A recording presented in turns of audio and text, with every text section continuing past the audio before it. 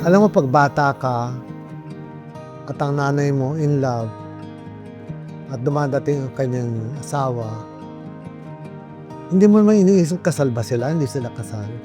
Nandun ka, sumusuporta ka bilang anak na nakikita mo nanay mo, tatay mo, that's it.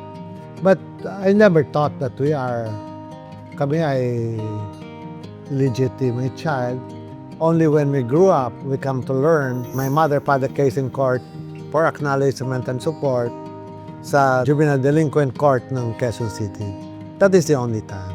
Alam mo, nanay ko ay kahangahangang babae sa mundong ibabaw. Siguro sa kanya ko naman na yung pagka-industrious. Nakita ko, mayroon siyang tindahan, tapos meron pa siyang beauty parlor. Naggugupit, nagkukulot din siya ng buhok that time.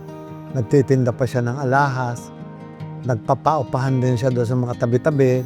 She was doing everything to put money on the table so we can have food on the table. Sa kanya ko natutunan yung kasipagan ng paghahanap buhay. And when I was already growing like Ricky Reyes, sabi lang niya sa akin, pagbusayan mo, saan ka man makarating, huwag mong kalilimutan ang isang kasabihan na humility. Yung matuto kang magpakumbaba bilang tao sa kapwa-tao. And up to now, hindi ko nakakalimutan.